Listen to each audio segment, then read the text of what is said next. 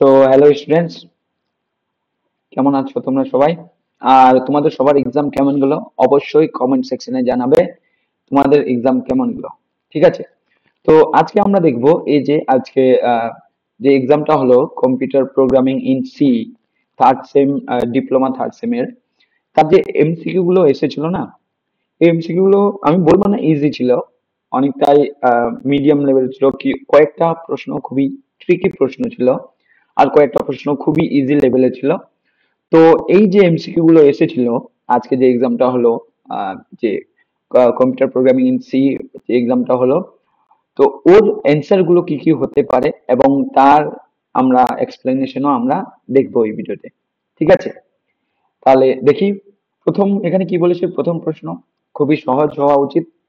এই প্রশ্নটা তুমি যদি জানো, অ্যাসোসিয়েটিভিটি, তুমি যদি জানো প্রেসিডেন্স, তাহলে কিন্তু এই প্রশ্নের অ্যান্সারটা খুবই সহজভাবে দিতে পারবে।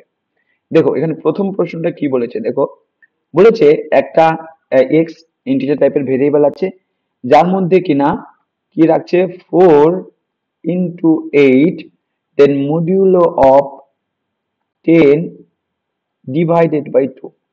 তাহলে এখানে আমি যদি এর প্রেসিডেন্সের কথা বলি, মানে কিভাবে হয়, আসলে কিন্তু এটা ইভ্যালুয়েট কিভাবে হবে, এটা ইভ্যালুয়েট হবে লেফট টু রাইট। তাহলে যদি লেফট টু রাইট ইভ্যালুয়েট হয়, বলতো এর মধ্যে কার প্রেসিডেন্স বেশি, এর আর এর মধ্যে কার প্রেসিডেন্স বেশি? অবশ্যই এর প্রেসিডেন্স বেশি, রাইট। তাহলে প্রথমে কি হবে, আমি যদি এটাকে সলিউশন করি, তাহলে প্রথমে হবে 4 into 8, যার মানে কত 32। তাহলে এরপরে আমাদের কি দাঁড়াবে, এরকম দাঁড়াবে কিনা বলো, মডিউলো 10 / 2। তারপরে তারপরের স্টেপে কি দাঁড়াবে, 32 মডিউলো 10। এর মানে কি, কত পাবো? মডিউলো আমরা কখন ইউজ করি, যখন আমরা চাই রিমাইন্ডার বের করতে। তাহলে এর ক্ষেত্রে রিমাইন্ডার কত হবে, এর ক্ষেত্রে রিমাইন্ডার হবে 2। বুঝলে? আর তাহলে কি দাঁড়াবে এরপরে, এই স্টেপের পরে কি দাঁড়াবে আমাদের এক্সপ্রেশনটা দাঁড়াবে এরকম। তাহলে 2 / 2 মানে কত, মানে হলো 1। তাহলে বলো তো এখানে অ্যান্সারটা কি হবে, তাহলে এখানে কিন্তু অ্যান্সারটা হবে 1। বুঝলে কেন হলো অ্যান্সারটা 1? চলো নেক্সট প্রশ্ন। দেখো নেক্সট প্রশ্ন এখানে কি বলেছে, এখানে একটা আমাদের দেওয়া আছে, একটা ম্যাক্রো দেওয়া আছে, রাইট। ম্যাক্রোটা কি বলেছে, SQR, দাঁড়াও এটা একটু মুছে নি না। আশা করি তোমরা বুঝতে পেরেছো।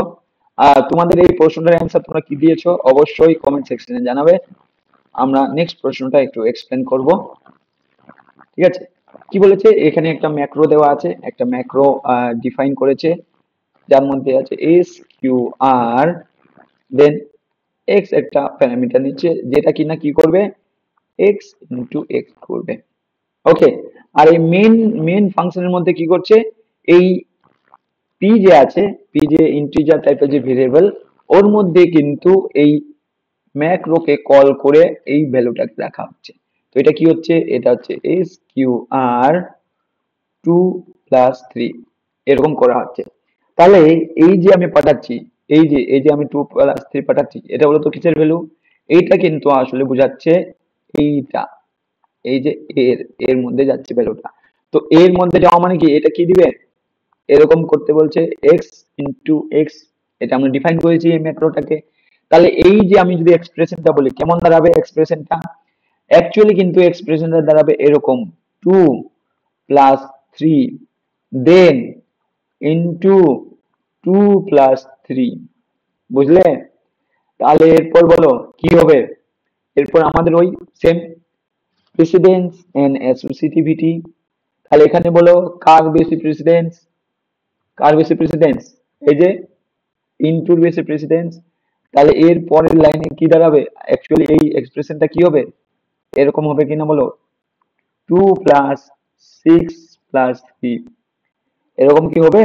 এবার এরকম হওয়া মানে কি কি দাঁড়াবে, দেখো এখানে 8 + 3 দেন ইকুয়াল টু, সবশেষে কি হবে অ্যান্সারটা, সবশেষে কিন্তু আমাদের অ্যান্সারটা হবে 11, মানে 11। আর এই 11টাই কার মধ্যে অ্যাসাইন হবে? পি এর মধ্যে কিন্তু 11 অ্যাসাইন হবে। তাহলে যদি 11 এর মধ্যে অ্যাসাইন হয় তাহলে অ্যান্সার কি হবে? অ্যান্সার হবে বি, 11। বুঝলে? তাহলে প্রথম দুটো প্রশ্ন কিন্তু অতটাও হার্ড ছিল না। মানে আমরা বলবো প্রথম দুটো প্রশ্ন তুমি যদি জানো প্রিসিডেন্স এন্ড অ্যাসোসিয়েটিভিটি, তাহলে কিন্তু এই প্রশ্ন দুটো অ্যান্সার দেওয়া খুবই ইজি ব্যাপার। ওকে, চলো দেখি নেক্সট প্রশ্ন। নেক্সট প্রশ্নটা খুবই ইজি হওয়া উচিত। কি বলেছে? বলেছে এ এর মধ্যে আছে 14 আর বি এর মধ্যে আছে -4 অ্যাসাইন করা। তাহলে বলছে এ মডিউলো বি এর আমরা কি পাবো? এর ভ্যালুটা আমরা কি পাবো? তাহলে আমরা জানি মডিউলো অপারেটর আমরা কখন ইউজ করব? যখন আমরা রিমাইন্ডার বের করতে চাই। মানে মডিউলো অপারেটর কি কিসের জন্য ইউজ করা হয়? রিমাইন্ডার বের করার জন্য লাগে। তাহলে এর এর এর এর যে এক্সপ্রেশনটা আছে এটা কি দাঁড়াবে? এরকম দাঁড়াবে কিনা বলো? 14 মডিউলো -4। তাহলে আমি যদি 14 মডিউলো -4 করি তাহলে কি দাঁড়াবে আমার? দেখো একটা জিনিস কিন্তু মনে রাখবে, আমি আবারও বলছি, এখানে বলো তো সাইনটা কি হবে? এই যে এর মধ্যে যে আছে সাইনটা কি হবে? সেটা কি প্লাস হবে না মাইনাস হবে সাইনটা? এর সাইনটা কিন্তু হবে sign of the first operand, মানে প্রথম অপারেন্টের সাইনটা যেটা হবে সেটাই কিন্তু হবে এর এর যে ভ্যালুটা এভালুয়েট হওয়ার পরে আমরা পাবো সেটাই কিন্তু হবে এর সাইন। তাহলে বলো এখানে এই যে 14 আছে, 14 যে আছে, এর সাইন কি প্লাস না মাইনাস? প্লাস। তাহলে এর পরে আমরা কি পাবো? অ্যান্সারটা কি সাইনটা থাকবে? অ্যান্সারে কিন্তু সাইনটা থাকবে প্লাস। বুঝলে? তাহলে আমরা যদি 14 ডিভাইডেড বাই 4 করি তাহলে আমরা কি পাবো? রিমাইন্ডার কি পাবো? রিমাইন্ডার পাবো আমরা 2। তাহলে বুঝলে? এই +2 লেখা মানে যা, অনলি 2 মানে তো তা। তাহলে এখানে অ্যান্সারটা কি হবে? এখানে কিন্তু অ্যান্সারটা হবে C2। এই প্রশ্নটাও কিন্তু খুবই খুবই ইজি ছিল। বুঝলে? দেখো নেক্সট প্রশ্নটা যেটা আছে না, আমি বলবো নেক্সট প্রশ্নটা হার্ড নয়, কিন্তু নেক্সট প্রশ্নটা এই যে যে এখানে দেওয়া আছে একটা কোড স্নিপেট, এই প্রশ্নটা কিন্তু একটু ট্রিকি। ট্রিকি বলতে কি, আসলে কি বলতো, এই যে এখানে যে এই এক্সপ্রেশনটা দেওয়া আছে এটা কিন্তু প্রেডিক্ট করা অনেকটা মুশকিল, কারণ কম্পাইলার টু কম্পাইলার এর আউটপুটটা কিন্তু ভ্যারি করতে পারে। কিন্তু বেশিরভাগ কম্পাইলারে কি হয়? বেশিরভাগ কম্পাইলার কিন্তু এই যে আছে এক্সপ্রেশনটা, এই যে প্রিন্টএফ এর মধ্যে আমরা এইটা লিখেছি এই স্টেটমেন্টটা, এটা কিন্তু right to left, right to left কিন্তু ইভ্যালুয়েট হয়। বুঝলে? এই এই এই প্রশ্নের কিন্তু এই প্রশ্নের কিন্তু দুটো অ্যান্সার হতে পারে। কিভাবে হতে পারে আমি বুঝাচ্ছি। দেখো এখানে আমি রাইট টু লেফট বলছি, তাহলে আমি যদি এটা বলি, আমি প্রথমে বলছি রাইট টু লেফট আমি এভালুয়েট করতে চাই। তোমরা কিন্তু আমি বলে দিচ্ছি, আমি তোমাদের আজকে সকালেও বললাম যে যদি এরকম প্রশ্ন আসে তাহলে কিন্তু কি করতে হবে? তোমাকে এক্সপ্লেনেশনের সময় অবশ্যই বলতে হবে যে তুমি রাইট টু লেফট ইভ্যালুয়েট করছো নাকি লেফট টু রাইট ইভ্যালুয়েট করছো। বুঝলে? কিন্তু আমি এটাও বলেছিলাম যে যদি এরকম টাইপের প্রশ্ন আসে অবশ্যই তোমরা রাইট টু লেফট কিন্তু ইভ্যালুয়েট করবে। বুঝলে? তাহলে আমরা প্রথমে কি করি? আমরা প্রথমে করি রাইট টু লেফট ইভ্যালুয়েট। ওকে, তাহলে এখানে রাইট টু লেফট ইভ্যালুয়েট যদি আমরা করি, এখানে প্রথমে কি বলেছে এই জিনিসটা দেখো। বলেছে প্রথমে তো ইন্টিজার একটা এক্স না এক্স একটা ভেরিয়েবল আছে যার মধ্যে 35 অ্যাসাইন করা হয়েছে। ওকে, তাহলে আমি যদি এই কন্ডিশনটা দেখি, এই কন্ডিশনটা কি বলছে? X greater than equal to 50।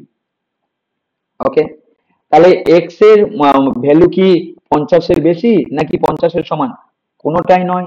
তাহলে এই কন্ডিশনটা কি ট্রু না ফলস? এই কন্ডিশনটা কিন্তু ফলস। আর আমরা এটাও জানি সি প্রোগ্রামিং এ ফলস কে আমরা যদি ইন্টিজারে রিপ্রেজেন্ট করতে চাই তাহলে সেটা কি? সেটা কিন্তু আসলে জিরো। রাইট? তাহলে এখানে এই যে আমি এখানে যে ইন্টিজার ভ্যালুটা প্রিন্ট করাতে চাচ্ছি, বুঝলে? এখানে তাহলে কি হবে? এখানে কিন্তু প্রথমে হবে জিরো। আমি আবারও বলছি আমরা কিন্তু রাইট টু লেফট ইভালুয়েট করছি। ওকে, তারপরে এটা দেখো, এটা কি বলছে? এটা কিন্তু বলছে যে এক্স এর মধ্যে তুমি অ্যাসাইন করো 50, তাহলে এইটা কিন্তু আমি যদি দুটা স্টেপে লিখতে চাই, এটা কি দাঁড়াবে? এটা কিন্তু দাঁড়াবে এরকম 50। এবারে এইটা এর মানে কি, এবার এক্স এর ভ্যালু কত হয়ে গেছে? এক্স এর ভ্যালু কিন্তু এখন হয়ে গেছে 50, বুঝলে? তাহলে এক্স এর ভ্যালু যদি এখন 50 হয়ে যায়, তাহলে এখানে কি প্রিন্ট হবে? এই ফরম্যাট স্পেসিফায়ার যে আমি দিয়েছি ইন্টিজারের, এর মধ্যে কি প্রিন্ট হবে? এর মধ্যে কিন্তু প্রিন্ট হবে 50। তাহলে এখানে কি প্রিন্ট হবে? এখানে প্রিন্ট হবে 50। ঠিক আছে, তাহলে বলো তো এখন এক্স এর ভ্যালু কত? এখন কিন্তু এক্স এর মান 35 নয়, এখন কিন্তু এক্স এর মান হলো 50। কেন? এই যে আমরা আবার এক্স এর মান অ্যাসাইন করেছি। এইটা কিন্তু একটু ট্রিকি প্রশ্ন, এগুলো কিন্তু মনে রাখতে হবে, বুঝলে? তারপরের কন্ডিশন কি বলছে? বলছে এক্স কি 50 এর সমান? দেখো, যখন আমরা এটা যখন চেক করছিলাম, তখন কিন্তু এক্স এর মধ্যে 50 আমরা অ্যাসাইন করিনি। তারপরেই যখন আমরা এই যে এখানে দেখছি, এখানে কিন্তু এক্স এর মধ্যে 50 অ্যাসাইন করা হয়েছে। তাহলে এখন এক্স এর ভ্যালু কত? 50। তাহলে এক্স ইকুয়াল টু 50, এটা ট্রু না ফলস? এটা কিন্তু হবে ট্রু।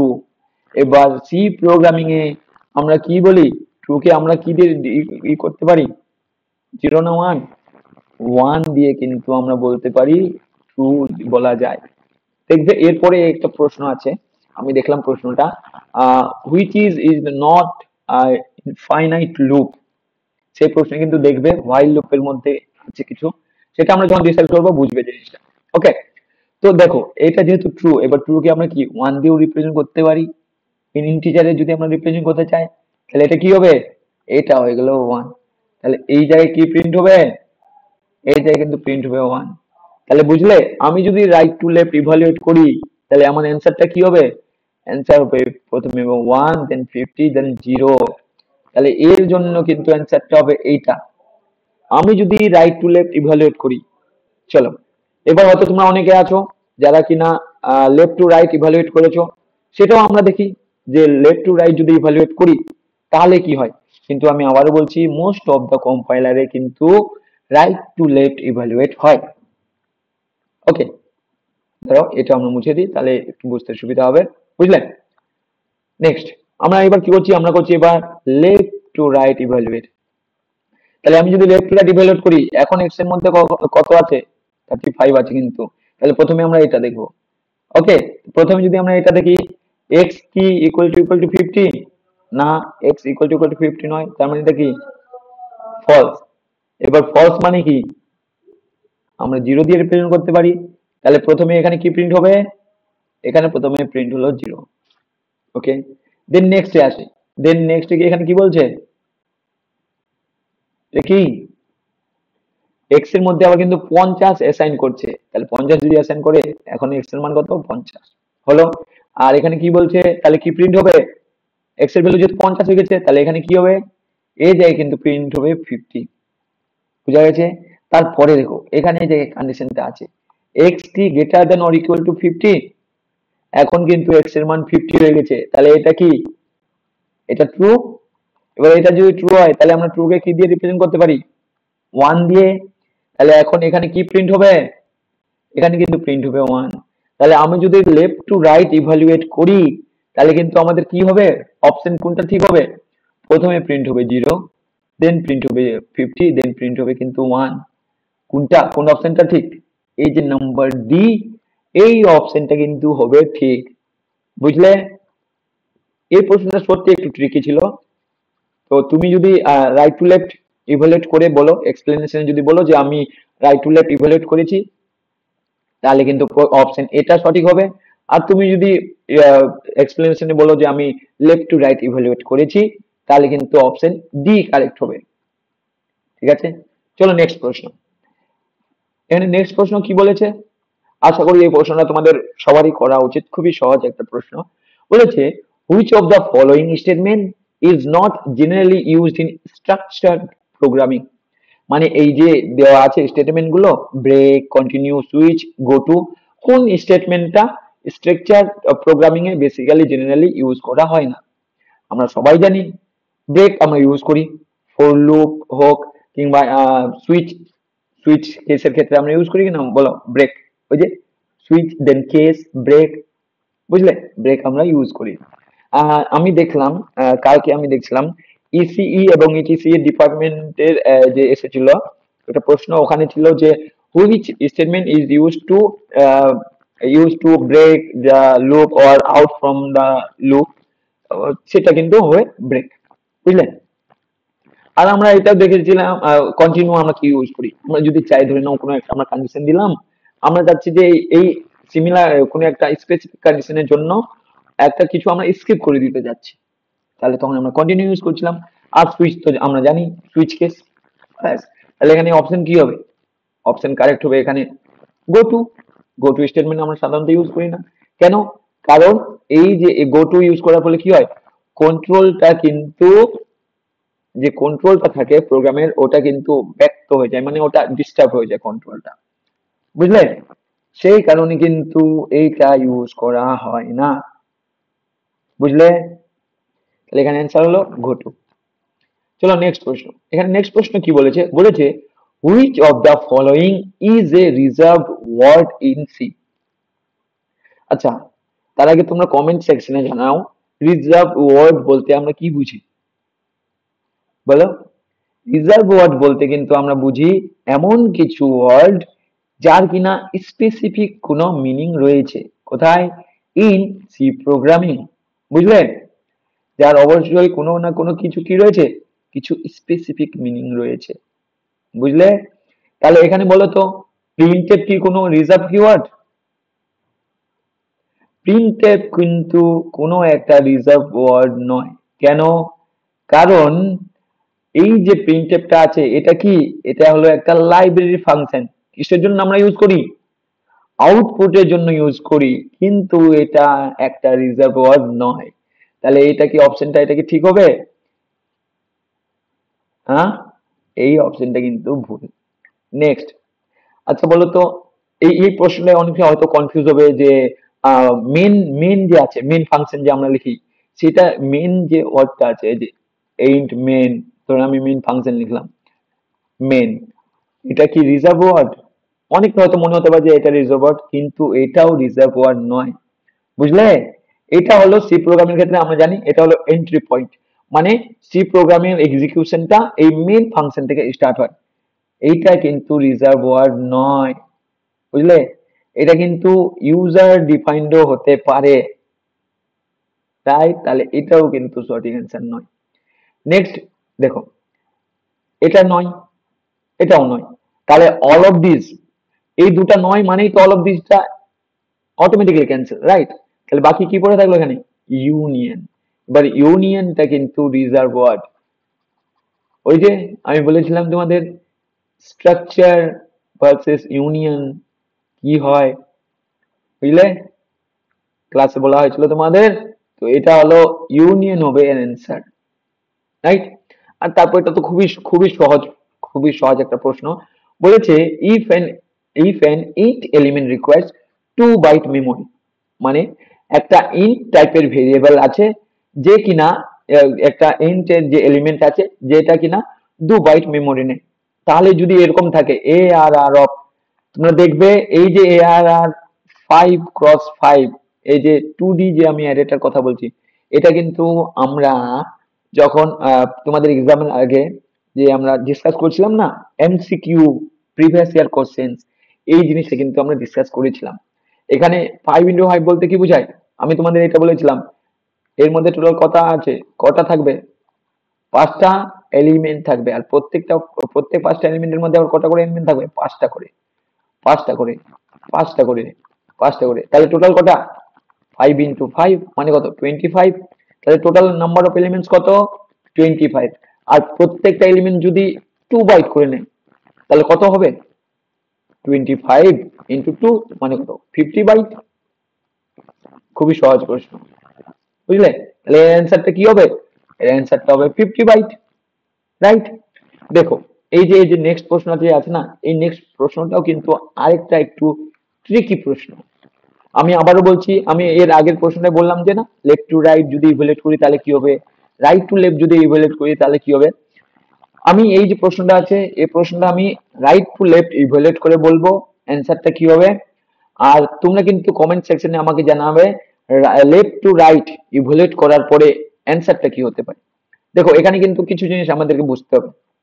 প্রথমে কি বলছে, নাম একটা ভেরিয়েবল আছে যেটা কিনা ইন্ট টাইপের, আর নামের মধ্যে কি রাখছে, নামের মধ্যে ভ্যালু আছে 5। ওকে, আর এই যে পয়েন্টার যে আছে, পয়েন্টার পিটিআর, এর মধ্যে কিন্তু কি রাখছে, এই যে নাম, নামের যে অ্যাড্রেস, রাইট। এর মানে কি, এর মানে হলো পিটিআর এর মধ্যে তুমি রাখো সেই ভ্যালুটা যেটা কিনা এই অ্যাড্রেসের মধ্যে আছে।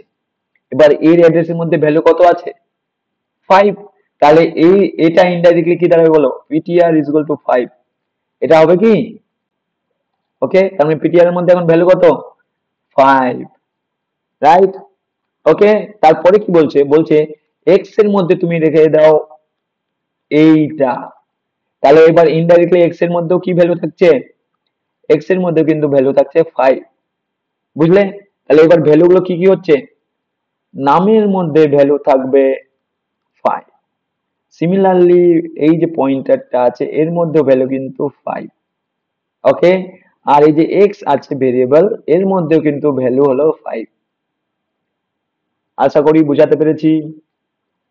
ওকে, ঠিক আছে, চলো। তাহলে এইবার আমি বলছি, আমি চাচ্ছি এটাকে, sorry, right to left evaluate করতে। এবার আমি যদি এটাকে রাইট টু লেফট ইভালুয়েট করি, দেখো এখানে কি বলছে, বলছে এই যে পিটিআর এর মধ্যে যে ভ্যালুটা আছে সেটাকে তুমি কি করো, মাইনাস মাইনাস করে দাও। এবার মাইনাস মাইনাস করা মানে কি, এইটাকে আমরা কি বলি, এটাকে আমরা বলি post decrement. But post decrement মানে কি, পোস্ট ডিক্রিমেন্ট মানে হলো আগে তুমি এর ভ্যালুটাকে ইউজ করো, তারপর কিন্তু ওর ভ্যালুটাকে 1 কমিয়ে দাও। বুঝতে পেরেছো? তাহলে এখন পিটিআর এর মধ্যে ভ্যালু কত, বলো কত পিটিআর এর মধ্যে ভ্যালু, 5। কিন্তু সেটা কি আগে কমবে, না, সেটা কিন্তু আগে এই ভ্যালুটা, এর যে ভ্যালুটা আছে সেটা কিন্তু আগে ইউজ হবে, রাইট। তাহলে এখানে কি হবে, এই যে এখানে যে আমি ইন্টিজার টাইপের কোনো একটা ভ্যালুকে প্রিন্ট করাতে চাচ্ছি, এটা তো ইন্টিজার ফরম্যাট স্পেসিফায়ার, তাহলে এখানে কি প্রিন্ট হবে, এখানে কিন্তু প্রথমে প্রিন্ট হবে 5, তারপরে কিন্তু পিটিআর এর ভ্যালু এখন কিন্তু হয়ে যাবে 4। ওকে, ঠিক আছে, ঠিক আছে, চলো। তারপরে এখানে কি বলছে, বলছে এক্স প্লাস 2। তাহলে এক্স এর মধ্যে এখন ভ্যালু কত, বলো কত আছে, এক্স এর মধ্যে ভ্যালু কিন্তু আছে 5। তোমরা কিন্তু এটা ভেবে নিও না যে এখানে আমি পয়েন্টারটাকে 1 ডিক্রিমেন্ট করছি মানে এক্স এর ভ্যালুটাও চেঞ্জ হয়ে যাবে, না, এটা কিন্তু নয়। তাহলে এটা এখানে কি দাঁড়াবে, এটা কিন্তু দাঁড়াবে 5 প্লাস 2। এবার 5 প্লাস 2 মানে কত, 5 প্লাস 2 মানে 7। তাহলে এই জায়গাটায় কি প্রিন্ট হবে, এই জায়গায় প্রিন্ট হবে কিন্তু 7।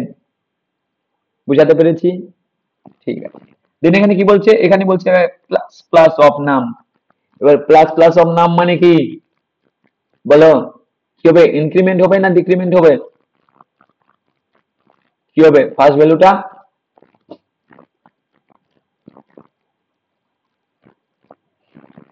এর যে মানটা আছে এর মানটা কিন্তু প্রথমে হবে ইনক্রিমেন্ট। এবার নামের মধ্যে এখন ভ্যালু কত, বলো,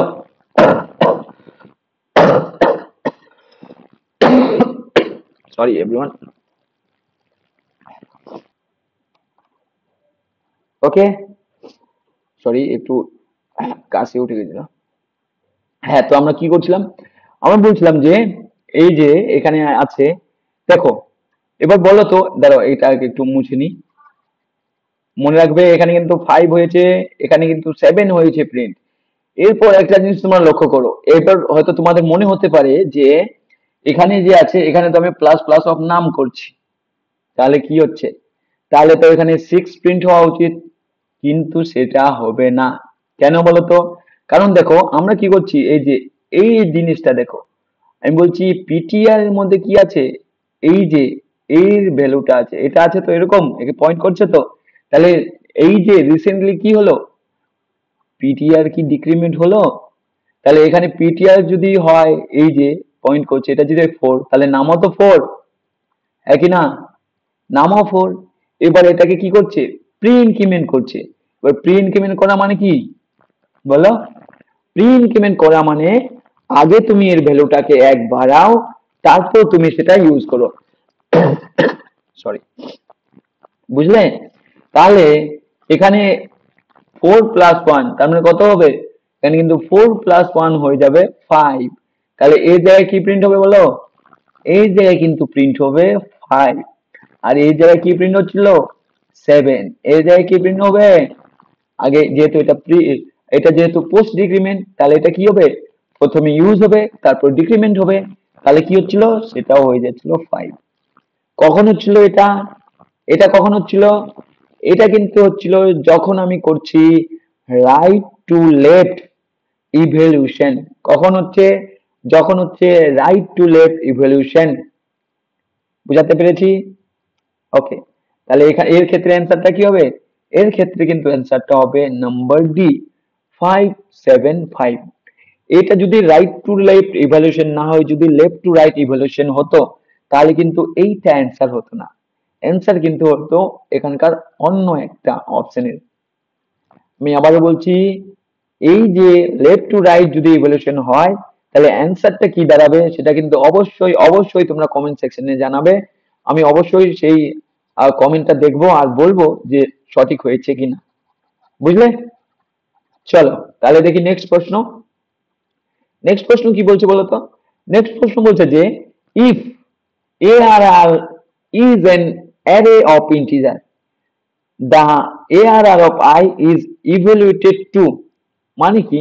মানে একটা অ্যারে আছে, ইন্টিজার টাইপের অ্যারে যদি হয়, ঠিক আছে, তাহলে ARR of I এটা কিভাবে ইভ্যালুয়েট হয়? একটা জিনিস আমাকে বলো। আমি যখনই বলবো, আচ্ছা বলো তো, এখানে ARR যদি আমি বলি, ARR বলতে আমরা কি বলি? আমরা এটা বলি কিনা ARR of 0 এর সমান, এর মানে কি address of ARR 0 or address of ARR, দুটাই সেম কিনা বলো? দুটোই সেম। তাহলে আমি যদি এটা বলি ARR অফ I, এর মানে কি? মানে হলো যদি I ধরে নিই যদি হয় 0, যদি হয় 1, যদি হয় 2, তাহলে কি? তাহলে I এর মানে হবে এরকম, এই যে ইন্ডেক্স 0 তে যে ভ্যালুটা থাকবে সেটা, সেটা তো বুঝাবে। তাহলে এর মানেটা কি বুঝাচ্ছে? আমি যদি এটা বলি, এটা যদি হয় অ্যাড্রেস, এটা যদি হয় একটা অ্যাড্রেস, এটা যদি অ্যাড্রেস হয়, তাহলে এটা মানে যা এই অ্যাড্রেস যাকে লোকেট করছে, তাহলে এটা এরকম হবে কি? তাহলে ভ্যালুটা এটা হবে কি বলো? হবে কিনা বলো? হবে। আর যদি এটা হয়, তাহলে আমি যদি এরকম করি, প্রথম যে অপশনটা দেওয়া আছে না, দেখো প্রথম যে অপশনটা দেওয়া আছে, এটা বলছে এরকম a প্লাস I, এর মানে কি? এর মানে হলো ভ্যালু অফ এটা, এই যে এই অ্যাড্রেসের মধ্যে যে ভ্যালুটা আছে, যে ইন্টিজারটা, সেটার ভ্যালু প্লাস I। তাহলে এইভাবে কি এভালুয়েট হবে? ধরে নাও এর এর এর মধ্যে ভ্যালু আছে 4 আর I এর ভ্যালু এখন 0, তাহলে এটা কি দাঁড়াবে? এটা কি দাঁড়াবে? 0। তাহলে এর পরে আবার যদি I এর ভ্যালুটা 1 বেড়ে যায়, তাহলে কি দাঁড়াবে বলো? 4 প্লাস 1 যদি হয় তাহলে দাঁড়াবে কিন্তু 5।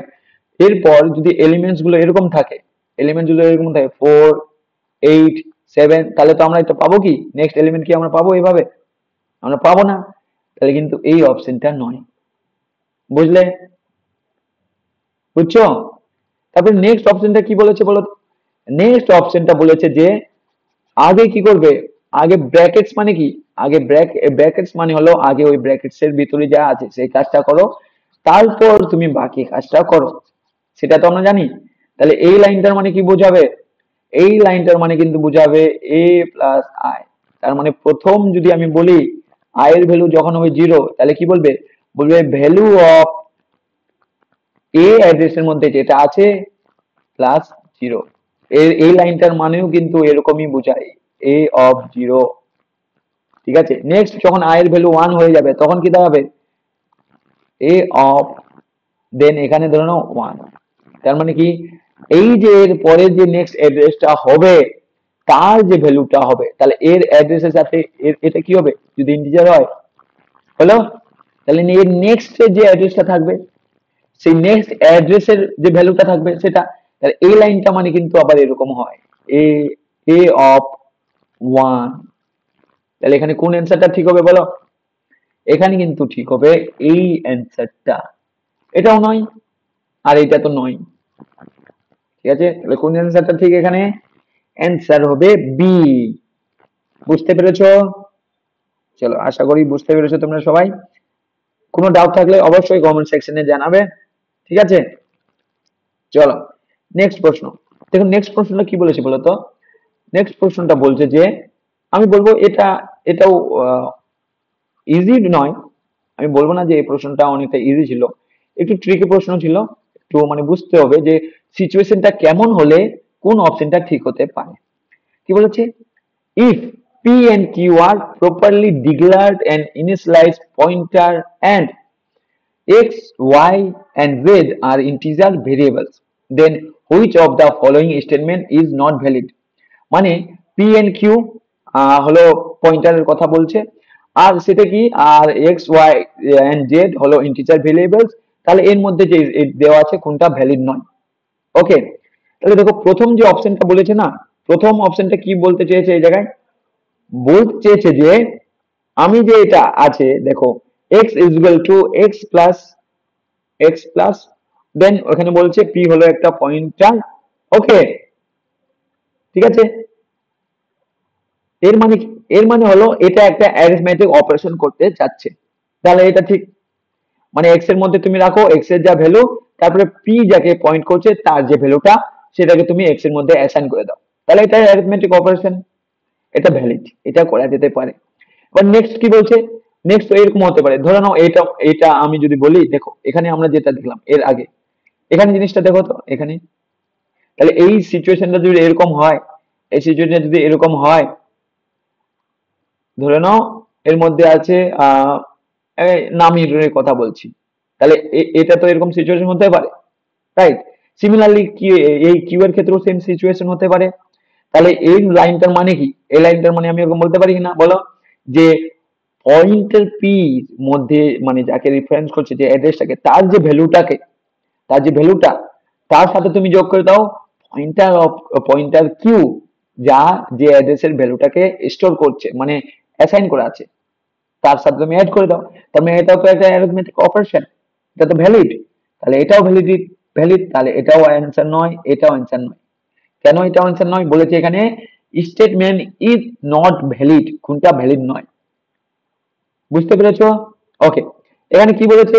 আর এটা তো এরকম হতে পারে P is equal to Q plus 10, ধরে নাও কি হতে পারে, পি পি কি বলেছে? পি হলো এন্ড কিউ হলো properly declared and initialize pointer, তাহলে এখানে এরকম অ্যাড্রেসের হতে পারে কিনা বলো?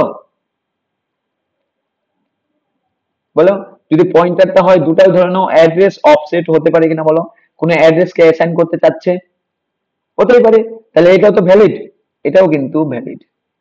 নেক্সট এখানে কি বলেছে বলো, দেখো পয়েন্টার এখানে কিন্তু যদি এরকম থাকতো, এখানে কিন্তু যদি এরকম থাকতো, আবার এখানে যদি এরকম স্ট্রিক থাকতো, তাহলে কিন্তু এই এই যে স্টেটমেন্টটা আছে এটা কিন্তু ঠিক সঠিক হতো। এখানে আসলে কিন্তু কি করতে যাচ্ছে বলছে, এই যে পি আছে তার মধ্যে যে ভ্যালুটা যে অ্যাড্রেস এটা আছে, ওকে, তার সাথে রেজাল্ট কি করতে যাচ্ছে, একটা অ্যারিথমেটিক অপারেশন করতে যাচ্ছে, তাহলে এটা কি সঠিক? এটা কিন্তু সঠিক নয়। তাহলে এখানে সঠিক অ্যান্সারটা কি হবে? যেহেতু এখানে কি বলেছে নট ভ্যালিড, তাহলে এটা কি ভ্যালিড? এটা কিন্তু ভ্যালিড নয়, তাহলে অ্যান্সার হবে এইটা। বুঝতে পেরেছো? একটু ট্রিকি প্রশ্ন ছিল এটা, কিন্তু একটু ভেবে চিন্তে করলে আশা করি সহজেই উত্তরটা দেওয়া যেত। তো তোমরা কমেন্ট সেকশনে জানাবে তোমরা এখানে এই প্রশ্নটার কোন অপশনটা দিয়েছো, আর আর এক্সপ্লেনেশনটা কি দিয়েছিলে সেটাও কিন্তু জানাবে। ঠিক আছে, চলো নেক্সট প্রশ্ন। নেক্সট প্রশ্ন খুবই সহজ, তুমি যদি জানো হোয়াট ইজ ইউনিয়ন আর ইউনিয়নের কাজ কি, তাহলেই কিন্তু এটা তুমি সহজেই বলতে পারবে। কি বলেছে? বলেছে ইফ ইন্ট, ইন্ট আছে, ক্যারেক্টার আছে এন্ড ফ্লোট আছে, যে ভেরিয়েবল গুলো সাইজ দেওয়া আছে 2 বাইট 1 বাইট এন্ড 4 বাইট, এর জন্য এরকম মেমোরি লাগছে। ইন্টের জন্য 2 বাইট মেমোরি লাগছে, ক্যারেক্টারের জন্য 1 বাইট এবং ফ্লোটের জন্য 4 বাইট মেমোরি লাগছে। ওকে, তাহলে যদি এটা হয় তাহলে ইউনিয়নটা যে আছে ওর সাইজটা কি হবে? ওকে, তাহলে then what is the size of a variable of the following union type? মানে ইউনিয়নের আমি যদি একটা ভেরিয়েবল বানাই তাহলে সেই ভেরিয়েবল টাইপ কি হবে, মানে তার সাইজটা কি হবে? বুঝলে? দেখো আমরা জানি ইউনিয়নের ক্ষেত্রে বলতো কোন ইউনিয়নের যে ভেরিয়েবলটা আমরা যদি বানাই তার সাইজটা কি হবে? ইউনিয়নের মধ্যে আমি যে ডেটা টাইপ গুলো ডিফাইন করছি, যে ভেরিয়েবল গুলো, যে ডেটা টাইপ গুলো আমি যেগুলো ডিফাইন করছি, তার মধ্যে যার সাইজটা বেশি, মানে তার মধ্যে যে মেমোরি বেশি নিচ্ছে, তারই কিন্তু সাইজটা হবে ইউনিয়নের একটা ভেরিয়েবলের সাইজ। সরি, বুঝলেন? তাহলে কোনটা হবে এখানে বলো তো? ইন্টের বলছে 2 বাইট, ক্যারেক্টারের বলছে 1 বাইট, আর ফ্লোটের বলছে 4 byte.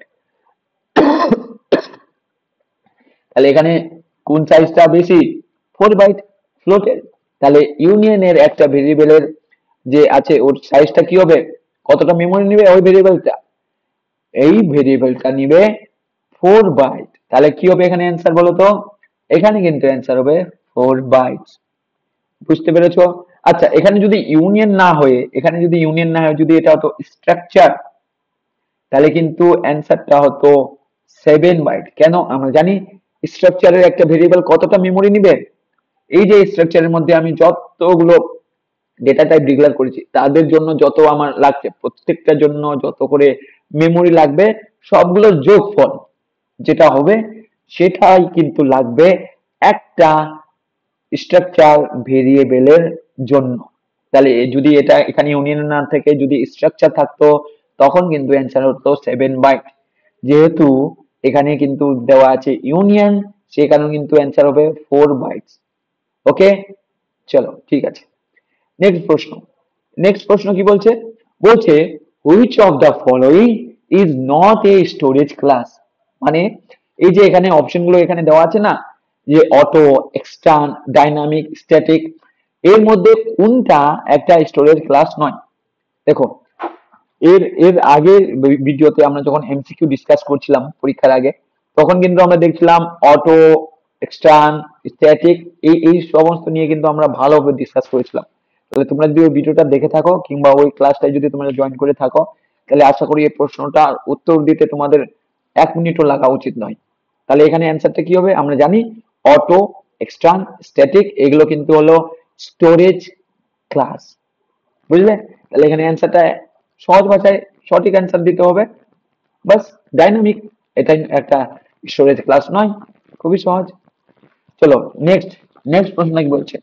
Which of the following is not an infinite loop? মানে এই যে এখানে এতগুলো লুপ দেওয়া আছে না, এর মধ্যে কোন লুপটা ইনফাইনাইট লুপ? দেখেন প্রথম প্রশ্নটা কি বলছে? বলছে একটা ফর লুপ আছে যার মধ্যে i ইকুয়াল টু 100 দিয়ে অ্যাসাইন করা হয়েছে, আর i লেস দেন করা আছে 500, আর কি করা আছে? i টাকে প্রি ডিক্রিমেন্ট করা হচ্ছে।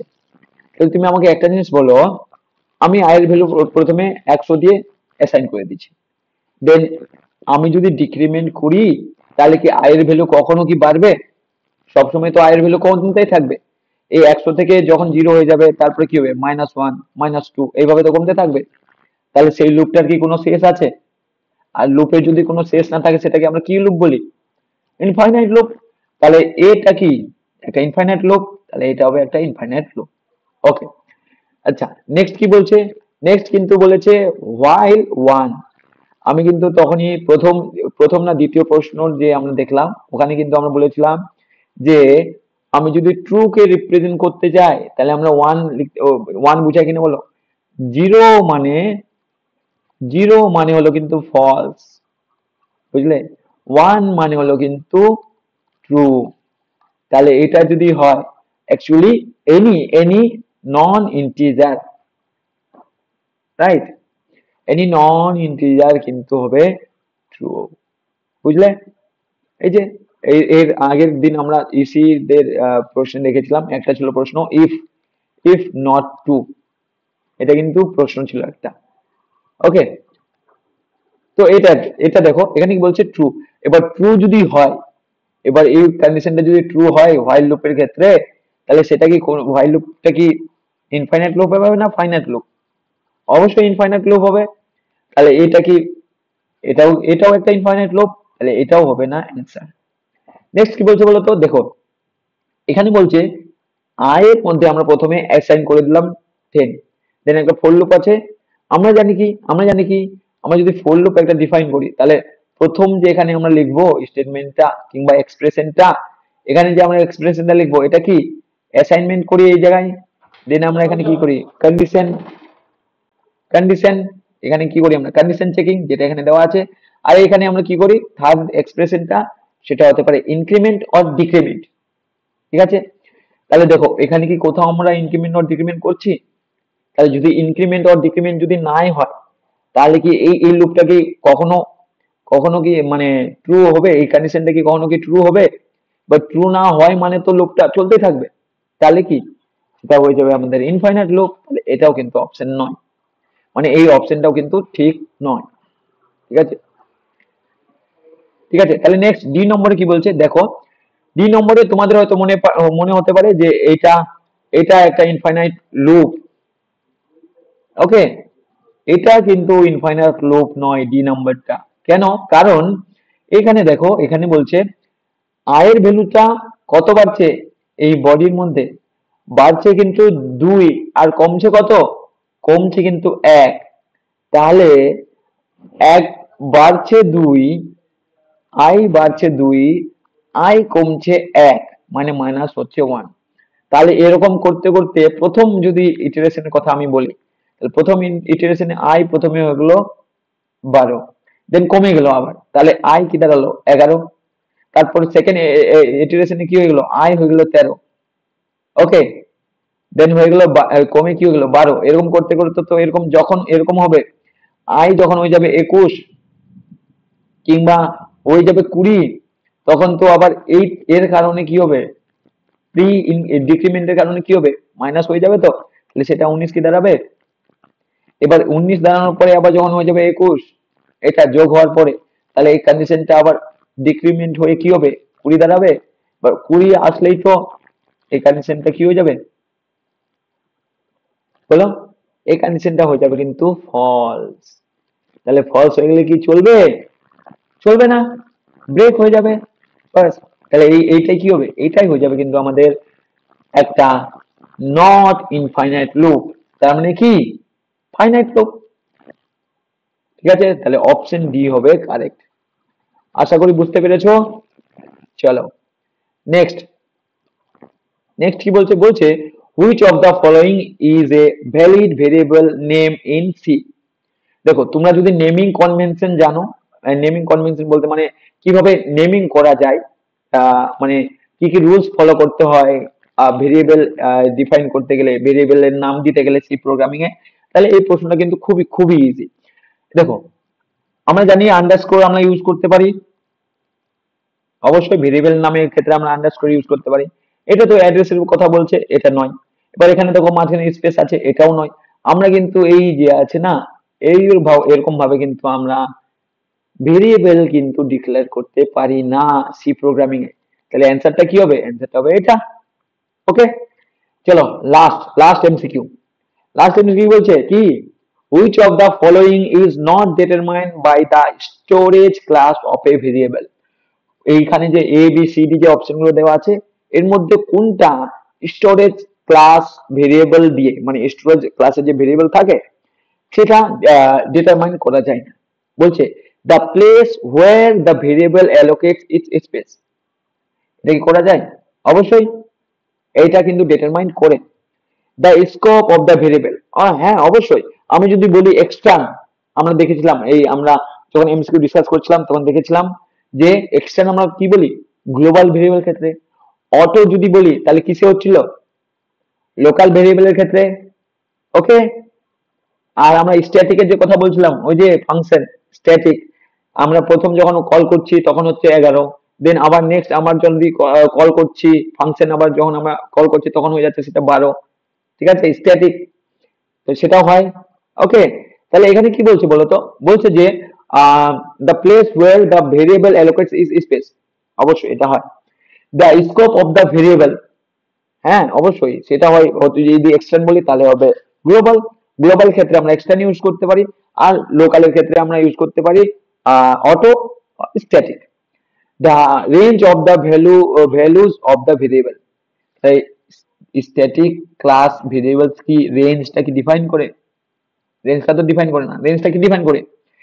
ইন্ট যদি হয় তাহলে আলাদা রেঞ্জ হবে, ফ্লোট যদি হয় তাহলে আলাদা রেঞ্জ হবে ভেরিয়েবলটা, মানে কত কত ভ্যালু কত দূর পর্যন্ত আমরা রাখতে পারি সেটাই কথা বলছে। The initial value of the variable, অবশ্যই initial value of the variable. ওই যে দেখো, আমি যদি বলি এক্সটার্ন কোন একটা গ্লোবাল ভেরিয়েবল আমি ডিফাইন করে দিয়েছি, লিখে দিয়েছি, তাহলে তার ইনিশিয়াল ভ্যালু কি হচ্ছিল? 0 হচ্ছিল কি না? ওকে, তাহলে সেটা তো হবে। বাস, তাহলে এখানে কোন অপশনটা ঠিক হবে বলো? এখানে which of the following is not determined by the storage class of the variable, এটা কিন্তু হবে অপশন সি। বুঝাতে পেরেছি? তাহলে কি হবে অপশন? অপশন কিন্তু হয়ে যাবে এখানে সি। বুঝাতে পেরেছি? চলো, তাহলে এখানে কি হবে? এখানে হবে the range of values of the variable. তাহলে এখানে হবে the range of values of the variable. এটা কিন্তু ডিটারমাইন করে না স্টোরেজ ক্লাস ভেরিয়েবল। ওকে, চলো, তাহলে আশা করি সব বুঝতে পেরেছো এমসিকিউ গুলো। এমসিকিউ গুলো কিছু কিছু কঠিন ছিল, কিছু কিছু একটু ট্রিকি। কঠিন নয়, একটু ট্রিকি। তোমরা কে কতগুলো অ্যান্সার করেছো, কার কয়েকটা কতগুলো এমসিকিউ রাইট হয়েছে, অবশ্যই কমেন্ট সেকশনে জানাবে।